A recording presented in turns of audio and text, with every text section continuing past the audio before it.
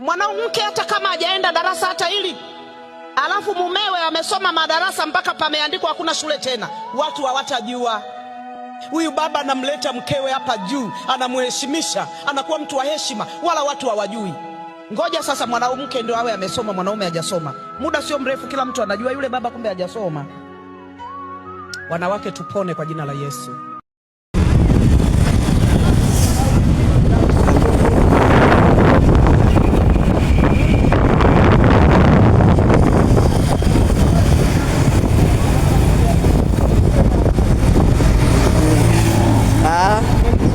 Master.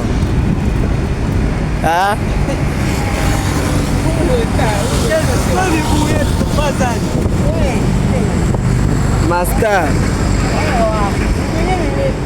Yo miguu yenyewe imepauka.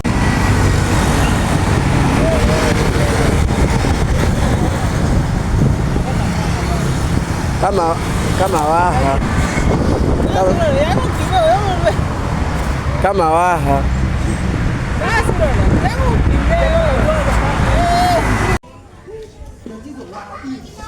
Shida ya chama mimi bishi. Yaani ukimwambia vipi ndio tutagongana na ndugu yangu? Kwa simu.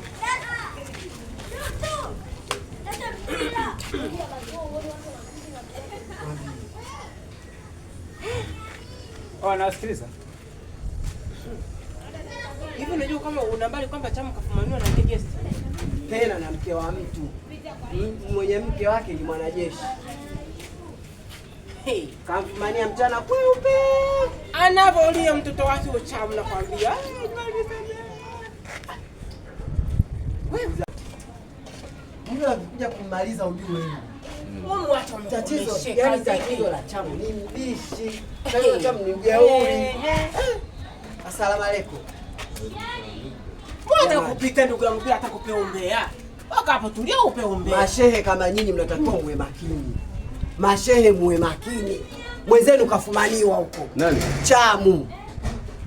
Chamu kafumaniwa, kakimbia hea. Chupi kaishika mkononi, watu walitaka kumfanya vibaya. Chupi bwana, boxe bwana, unasema chupi.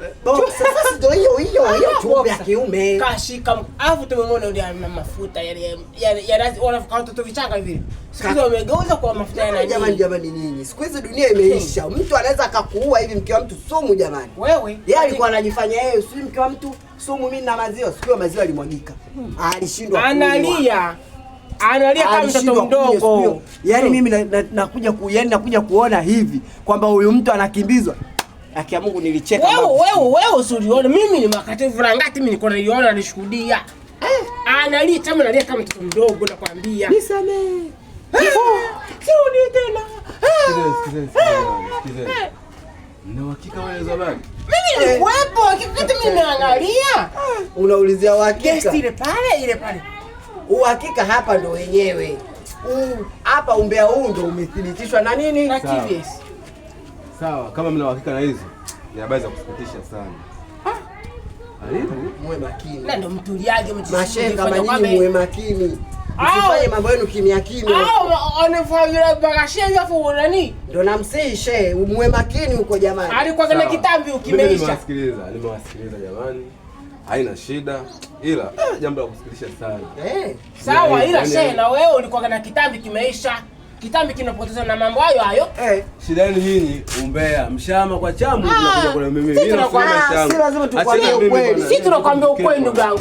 Muwe makini huko mashehe. Tutokeni hapo. Na mama ndio kumbe ndio yeye tunakujua sana. Na kwa taarifa yako nitaka tukwambie ujue. Na utakuta ndo mkewe kafumaniwa naye mbishi. Sasa shida ndio hii. Sasa sio mke wake. Ushe mwenyewe ndio wale. Kuchukua wake za watu. Na huyu ndo mimi namuona ujue huyu na yeye. Kwani sasa alikuwa na kitambi kimeisha saa hizi kwa ajili ya wake za watu. Ndio maana kule hela hachaji kwa mke wake. Mimi kipindi niko gengeni pale, mke wake alikuja kukopa nani kinyama. Mimi nisingemkopesha.